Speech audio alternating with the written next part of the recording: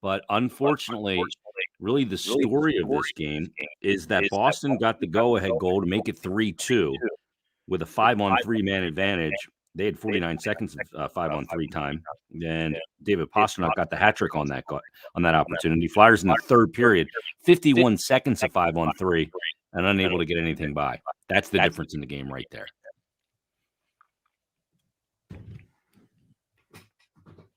Yeah.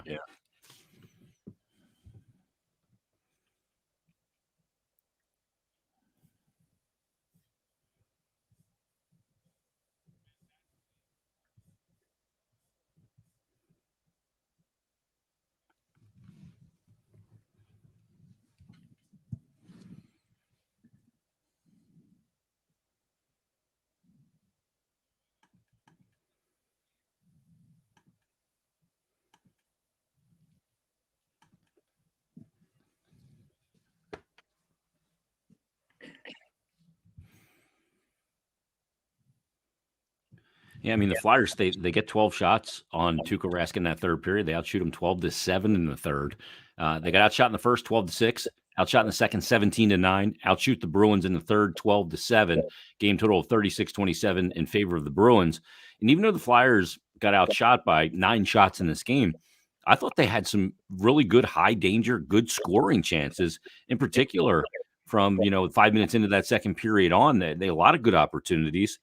Rask made some really big saves. He made a big save late in the game there on Giroux, the one that he caught like kind of right in the right armpit. I think that was deflected on the way in, and it looked like it almost deflected into the crowd, but no, he had it in his armpit and he dropped it into his glove before the TV timeout with about 3.5 minutes left.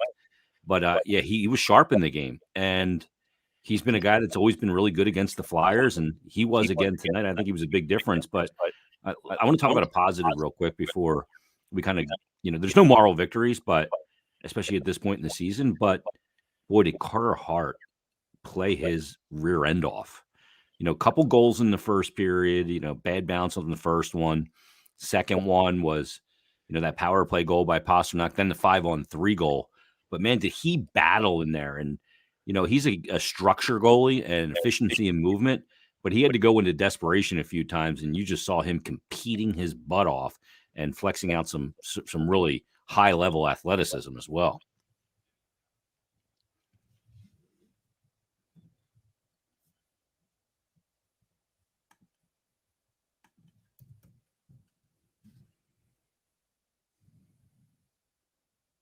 Jeez.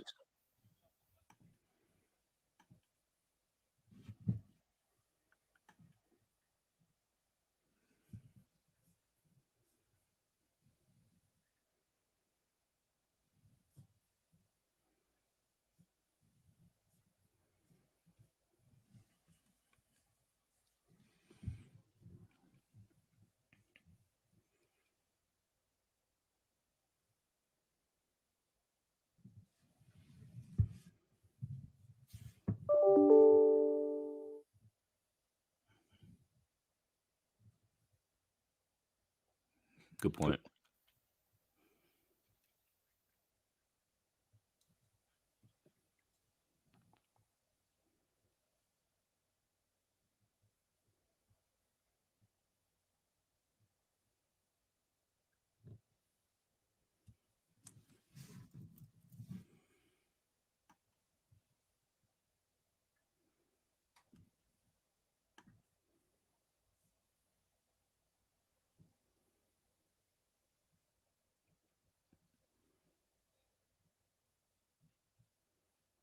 Yeah.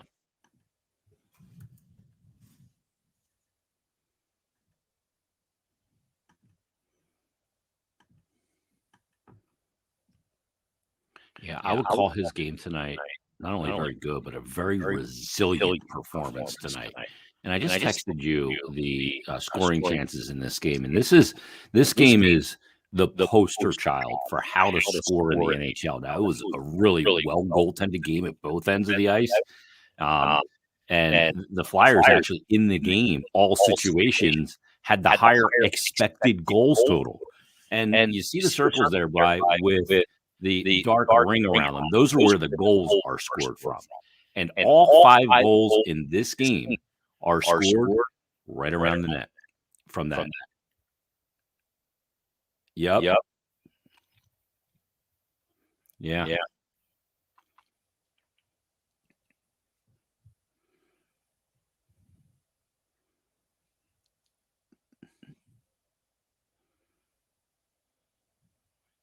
Yep.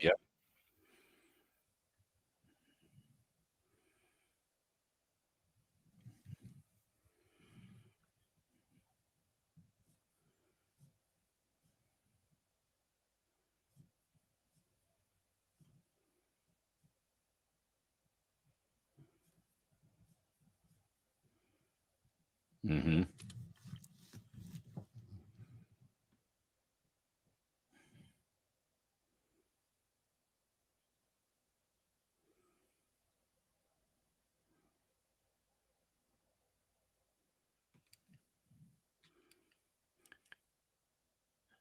Yeah, I mean, if this game is not against the Bruins, right, and they're not chasing the standings right now as we sit here on January 13th, and you look at this game, you go, okay, that's one of those games that you build on. You go, okay, wins are coming if we keep playing like that.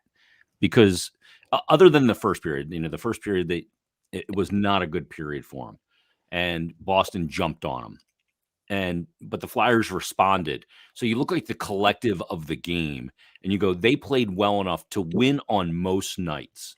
The only problem is that they paid the price in that first period, coming out of it down 2, and then, you give up the 5-on-3 and Boston executes on that, and you get a 5-on-3 by what I think is one of the dumbest rules in hockey. It went the Flyers' way tonight, but they weren't able to score. But the puck over the glass is a dumb rule. You know what I mean? I mean, like Coyle is off balance and just trying to make a play, and it goes over the glass. I don't like that rule, but anyway,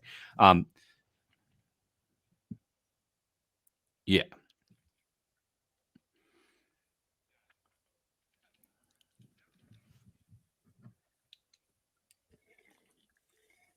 Mm-hmm.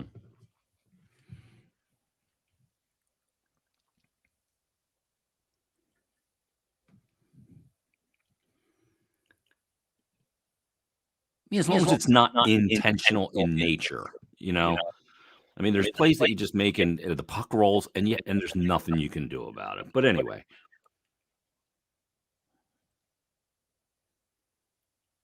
yeah,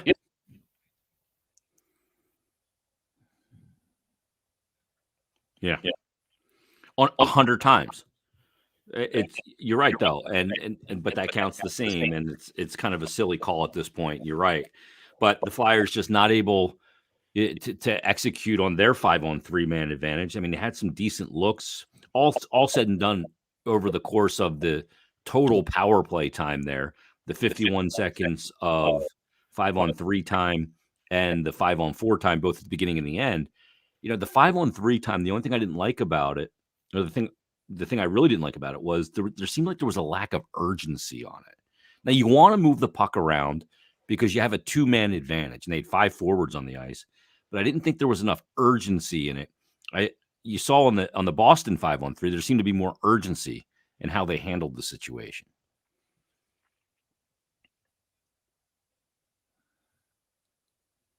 Yeah.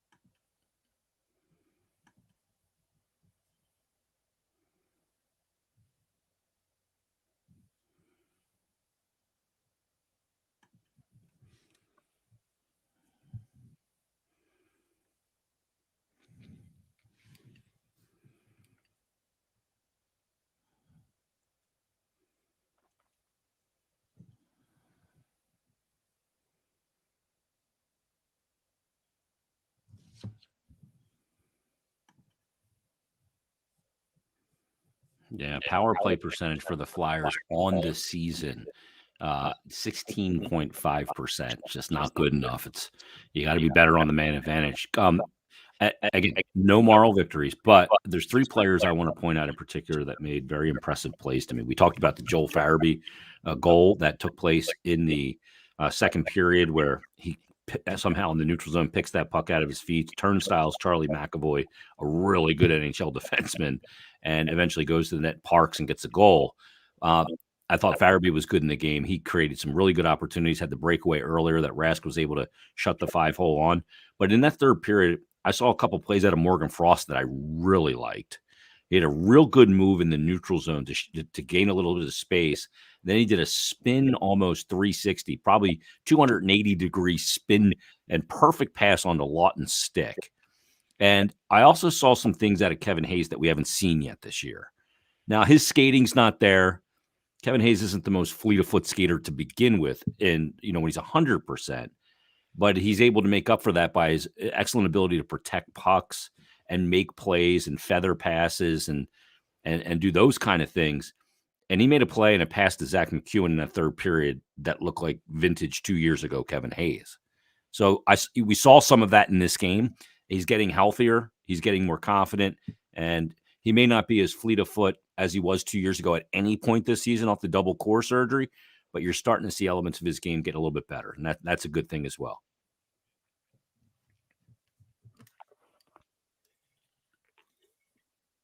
Mm-hmm.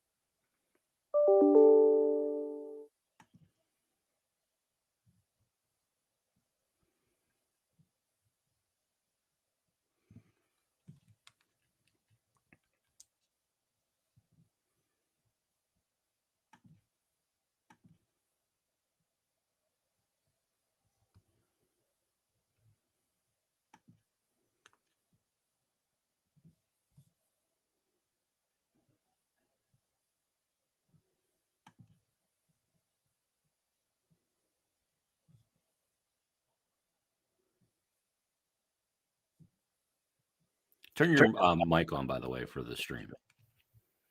We've seen this from Claude Giroux, and I forget who else had this core surgery. Shane Gostisbehere. Gostisbehere, yeah. I mean, it takes, 3/4 of a season to come back from it. I mean, it just, it is not something that's easy to get going. So, we hope that that this might be another step for him and just getting back into the swing of things and being back to the player that he's been. Yeah, absolutely. Let's take a quick timeout. We'll come back with more here on the Flyers postgame show. That's Brian Smith. I'm Jason Myrtetus. Take a timeout. We're back after this on the BetRivers.com Flyers Broadcast Network. Flyers hockey on the BetRivers.com Flyers Broadcast Network.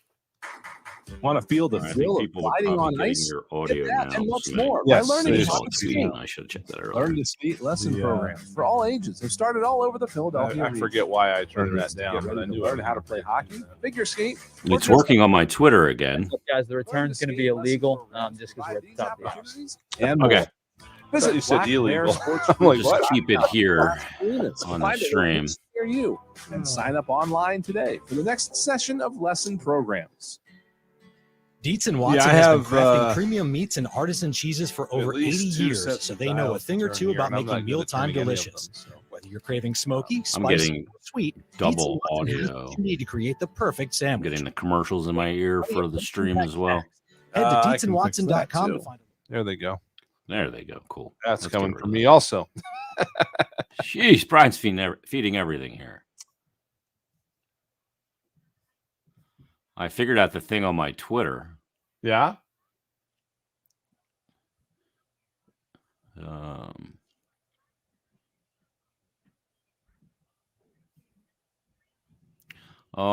might be just time to log off Twitter for the night.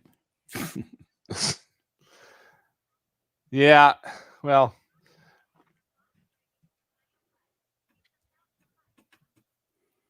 I'll just attack some of these in Flyers Daily, I think. Or maybe not. You know, it doesn't help about a night like tonight is that Carolina goes into Columbus and just lays down. Thanks, guys. Or Yeah, I don't know. It was in Carolina, but they laid down somewhere. Yeah, that's crazy. That doesn't help anybody except for Columbus.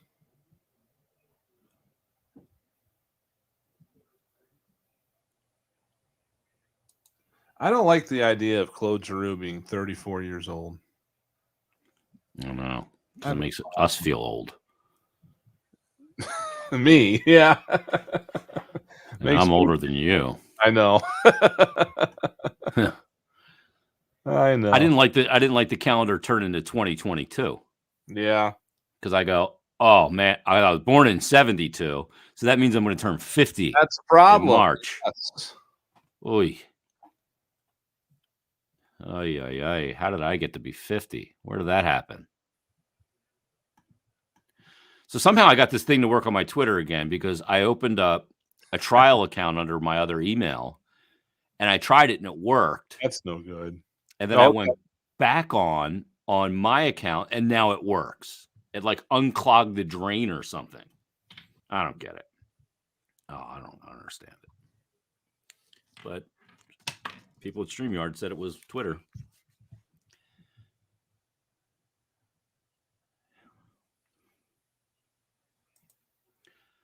All right, it's Jason Myrtetus, Brian Smith, Flyers postgame show as they go down against the Boston Bruins. 3-2 is the final in this one.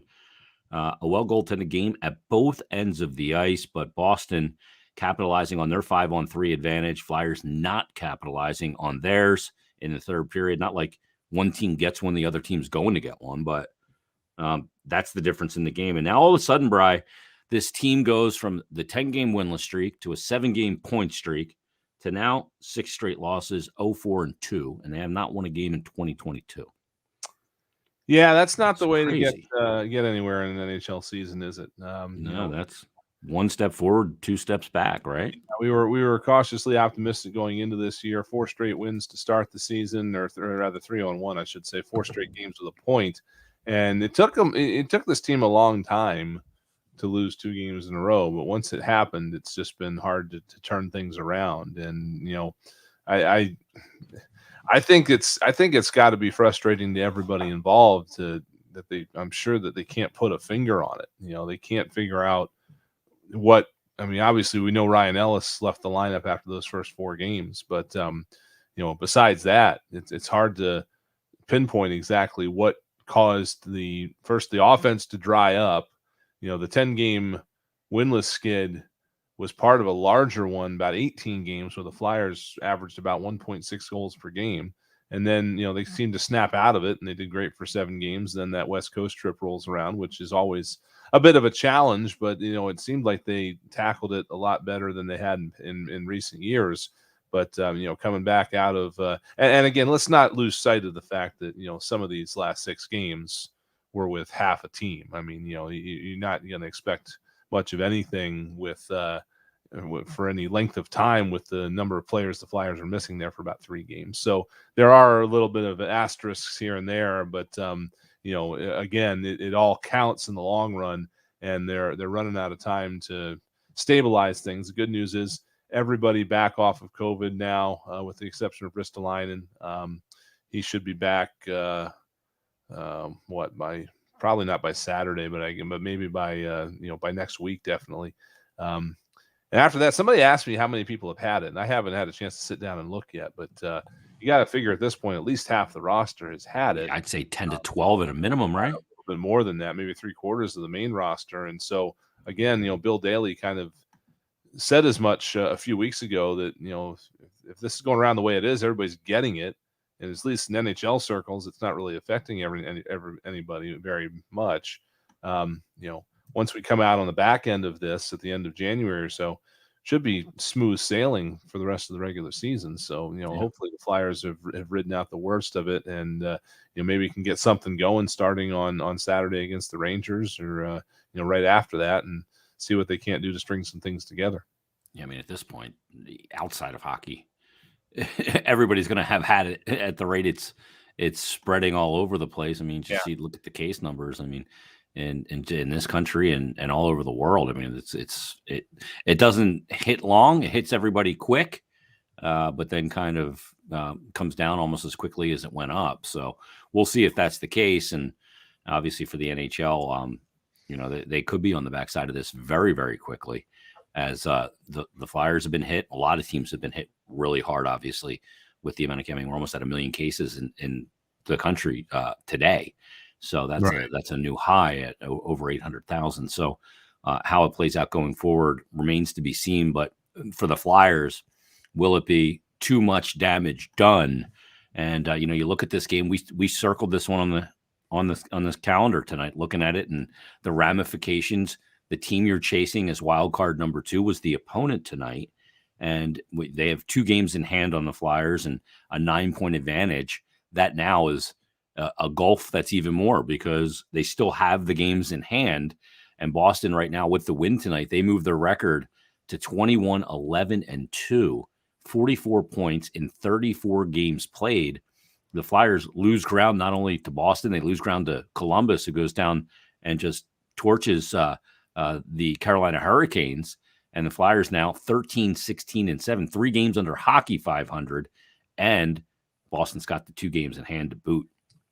Yeah, and kind of, the thing that makes me think now, especially after the last 48 hours, is that they're in wild card 2 right now, and the Flyers are chasing them. But the way they're going, they're not going to be wild card 2 much longer. And that's the thing too. You look at Boston, look above them, and now things are starting to tighten up. The Capitals have cooled off a little bit, 4-3-3 in their last 10. But everybody in the playoff side of things in the Eastern Conference is just cruising along. Those top 8 teams look like the top 8 teams, don't right. they? 44 points for Boston, and they're climbing back up into the area where everybody else is, which is 47 and up. I mean, Pittsburgh got there by going 9-1 in their last 10, and their overall, it's something silly. Like in the last 15, they've lost like 2 games or something like that. The Flyers are probably in a situation where they've got to catch fire, but that might not even be enough. They've got to hope that a couple of these teams kind of fall out of the atmosphere a little bit, and it's hard to look at the list and pick which one it would be. The next teams above Boston are Pittsburgh, 21-9-5. Washington's 28-9. You're talking teams 37 games into the season with less than 10 regulation losses. I mean, it's almost mind-boggling how many of them there are. Yeah, every year you see a few teams like this, but right now, I mean, it's like the points percentage for Pittsburgh is actually higher than Washington. It's almost equal to the Rangers. The Bruins are catching up to them, and then you fall all the way back down to Columbus at 500, hockey 500 now, 17-17-1. So, it is going to be a tall order, definitely, to climb back into things. But, again, this team has not played together a whole lot this year. And if somehow that can come around and they can get everybody back together and, maybe even get Ryan Ellis back, or decide that, okay, he's not going to be a part of the equation, and figure out a way to slot Cam York in the lineup. The one thing I did not see, we were jumping around here trying to solve some technical things on our end, and I didn't see too much of Travis Sanheim on the right side in the first period. I understand he might have moved back to the left at some point. I don't know if you caught any of that, but just trying to figure out how the Flyers can maybe settle their defense down here for the long haul once everybody's through COVID, and we can get everybody back in the lineup for good. But where Cam York might squeeze in there might be a big piece of what they do. Yeah, something that I talked about actually with Al Morgani on the Stick to Hockey live show was, if Cam York is going to be with the Flyer, or if you have, once everybody's back, and to your point, assuming Ellis is not back, or even if Ellis is back, in this season, the math, we've talked about the math being very difficult. Is it smart to have Cam York back with the Phantoms, or is it smart to have him with the Flyers and let him make the mistakes that come with playing in the NHL? No matter when you get there as a defenseman, you got to make some of these mistakes whether it's that 2-on-1 that he played in the overtime game against San Jose, or just, you're going to make those mistakes no matter when you come up, whether you overcook in the AHL or not. Does it make more sense to have him make those mistakes this year when look, this may be harsh, but you're probably playing out the string? You might as well make those mistakes when you're playing out the string, and then whatever tactic, Chuck Fletcher decides to go with in the offseason, whether it's a rebuild, a retool, whatever you want to call it, what he does at the deadline with Rasmus Ristolainen, with Justin Braun, with Claude Giroux, with James Van Riemsdyk, or any other player. It makes sense for York to get playing time and go through some of those NHL adjustments and growing pains this season. Right. At least that's how I see it. Exactly. If you look at it and you decide that this isn't going to be the year, and you build for the future, and then that's going to bring a whole lot of other things into the equation, I should say. How many players the Flyers decide to maybe offer up as rentals, stuff like that. It's really kind of intriguing what might end up happening here in the last half of this season if things don't turn back around the other way. But that would be part of it, I would think. And we were talking about this a couple of weeks ago. Is after seeing York play a couple of games at the NHL level, it's like is it the right thing for him to go back to the American Hockey League and play there, especially when you kind of look at their situation. I mean, they've got COVID problems as well, and not only do you have your own team's COVID problems in the AHL, but then you've got your NHL affiliate pulling guys up when they have COVID problems. So is the NHL maybe a little more stable place for Cam York right now? I don't know. There's just so many weird.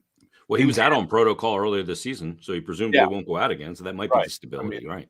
I don't know I don't know how many games the Phantoms have played in the last 2.5 weeks, but I don't think it's very many because they had their own issues, and then in the meantime, teams they were playing had their issues. So they were supposed to play Providence twice last week, and that didn't happen. So I don't know the answer to that, but I don't have a problem with him staying up in the NHL as long as he plays significant enough minutes to make it worth it. You don't want him to come up in the NHL and play 12 minutes a night.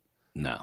But, and they haven't been using him that way. And if a player like Ellis is not in the lineup, and the other thing, look, I understand the other thing, and I understand the emotion of fandom, and I know, and I'm seeing it on social media, on my social media, that people want an immediate, they want a body to show for what's happened, and the fact that the team is now, after the 10-game winless streak, then the point streak, and then now, losing 6 straight games. They want a body and they want it now. But, one of the things that Chuck Fletcher, first of all, there's not moves to be made right now where you're going to get value because you need the urgency of the deadline to get multiple teams involved in any sort of rental. Right. So you don't make that move now because you're not going to get multiple teams involved because there's no deadline there. Remember how all you people were freaking out over the Ristolainen deal? Mm-hmm. That's because there were multiple teams involved. That's how that happened. So yes, that's drives up the price. Your point. That's what you want to do. Down that road. If any of these players are available, you want multiple teams involved and bidding the price up. And the Flyers right now, other general managers are not knucklehead Smiths. They realize that the Flyers are in a bad spot right now. And there's no general manager in the league that's going to call Chuck Fletcher and go, "Hey, Chuck, I'll tell you what. I'm going to give you one of these Monopoly get-out-of-jail-free cards. I'm going to make you a deal that's going to benefit the hell out of you. You're going to give me something that you don't need, and I'm going to give you something that you do need." Those things just don't happen. So, it's going to require some patience, and there's going to be frustration. I get it. But that's not the way, you just don't, again, to use the term, you don't microwave a turnaround. It doesn't work like that. And the other general managers, and I get these trade scenarios tweeted to me all the time. And, well, why don't you send this, this, and this and get Connor McDavid, like Zach McEwen, Patrick Brown, and a second in next year's draft. In the 2023, that's supposed to be better, right? So we'll send that, and you give me Leon Draisaitl. Okay, it doesn't work like that. So, I mean, I'm obviously being exaggerated, but anyway. And to that point as well, I mean, I can understand, I can sense the frustration in a couple of things. One being, there's been a lot of discussion this week about the 2017 draft, and if you recall, the Flyers were not bad enough in the 2017 draft to get the second pick. They got it because they won the lottery. The Colorado Avalanche, on the other hand, they were bad enough to be where they were, which was fourth, and they got Cale Makar. And now you look, fast forward here, 4.5 years, and they're in second place in the Central Division, 22-8-3. So I can sense the frustration in the fact that other teams have turned themselves around quicker than the Flyers have been able to do. So that does again kind of breed a little bit of angst in terms of getting things back to the point where they're contenders. But what you don't want to do is sit here and say, the Flyers for 40 years were always at the top of the league. Well, that NHL is gone. Yeah, you don't buy your way out anymore. Able to dominate every year and throw as much money as they wanted at whoever they wanted. That league is a thing of the past. You can't do that anymore, for one thing. And in that being gone, the scales tip the other way. And now, the parity in this league is like it's never been before. So, and just because you're drafting at the top of the draft is not any kind of guarantee. Let's look at two teams in particular. Let's look at the Edmonton Oilers. I know from rhyme with Schmedmonton. Yeah. Yes. Well, yes, it does. Yeah. And they had 4 number 1 overall picks. And to me, they got the best person to ever put skates on their feet, the most talented player I've ever seen. He's not the best player, but he's the most talented player, Connor McDavid. And they get Leon Draisaitl, and they get Taylor Hall, and they get Ryan Nugent-Hopkins. And they make all these – they have all these great players. They're a team right now that is ticketed to not make the playoffs because they can't build a team. Right. And look at another team. Let's look at does it rhyme with Toronto? Yes. Let's look at Toronto. And they went – and when Mike Babcock went there, he said there's going to be pain. And there was. And they drafted at the top, and they got Austin Matthews. And he's a great player, but they haven't won a round of the playoffs with Austin Matthews. And so, sometimes it's the better luck is to not have luck, to draft in a spot, because Nolan Patrick and Nico Hischier were the consensus top 2 picks in that draft. In hindsight, it was a hideous pick, right? But at that time, going into the draft, Cale Makar was playing junior A. Right. He was not thought of as a guy that, if you would have taken him too, it would have been like, whoa, that's a balls move. Mm-hmm. It would have been the right move. As it turns out, right? 4 years later. Yeah. But not many people were ranking him in that regard. And I don't know if Colorado was too, if they would have taken him there. Mm-hmm. But that's how things play out sometimes. And, you can find players like Claude Giroux in the 20s. And you can find players like David Pastrnak later in the first round, or you can find a Braden Point. And the Flyers need to find those kind of players. Yeah. That's the fact of the matter. And again, if things don't turn around here in the next month and they go into that mode, that's where you start mining for some of those draft picks. And this is reportedly going to be a pretty good draft. So, but again, nobody wants to hear that at this point because that means it's 2 or 3 years away. You're not even at the midway point, right? Yeah. But even if you do get to that point and you're doing that, still people don't want to hear it because, it takes 2 or 3 years for those draft picks to come around. But the Flyers still have, some of, what was done in the latter half of the 2010s that haven't manifested itself yet. We have not seen, we haven't seen Bobby Brink in an NHL setting. We haven't seen Jay O'Brien. These guys are still a good year for BU. They still could be coming in and contributing here at some point. So, there's a lot going on, and the matter at hand right now is just to try to get this particular ship going the right way. That's what you do now, and it all starts on Saturday with the Rangers. And if it doesn't work, so be it. But this team is not going to be given up under any circumstances. And your hope is that as things start to settle down here in January, that things start to turn the right way. Yeah, you look at a team like the Rangers. Panarin wants to go play in New York. Adam Fox wanted to go play in New York. Why? not because it's the Rangers, because it's New York, Yes. right? And they both want to go there. That exacerbates their rebuild. And I mean, look at Lafreniere and Kakko. Kakko number 2 overall, really scuffling. Yeah, Lafreniere's coming together now, and very well thought of number 1 overall pick. So anyway, yeah. I mean, that's the other thing. Don't lose track of it. There is that they hit that lottery 2 years in a row. yeah. You And know? they get 2 guys, and that hasn't been the difference. That's not why That'll help they your turned it around. rebuild real quick. Yeah, but the reason they turn around is Panarin Yeah, is a Hart Trophy candidate type player. Fox won the Norris and is a total stud, and they got this guy named Igor Shesterkin. yeah. Let's not forget when your Vezina goaltender for 15 years, when he finally runs out of steam, somebody else walks right in and takes over. You know. Yeah. I digress. Yeah, Carter Hart was good in the game tonight. Yes, I know that for sure. absolutely. All right, let's put a wrap on it because we could go for hours, we could go for days, and another time we will. But that's going to put a wrap on the broadcast tonight as the Flyers fall 3-2 against the Boston Bruins. Let's thank a few people before we get out of here. Let's start with our in-studio engineer, Tyler.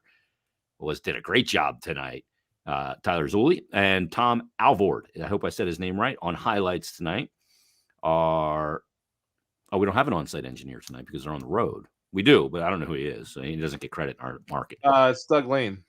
Doug Lane. Good job, Doug. Doug. Yeah. Good job on that 5-on-3, Doug. For Tim Saunders, Steve Coates, Brian Smith, I'm Jason Myrtetus. You've been listening to Philadelphia Flyers Hockey on the BetRivers.com Flyers Broadcast Network. Have a good night, everybody. All right, streamers. All right, stream. We've done enough.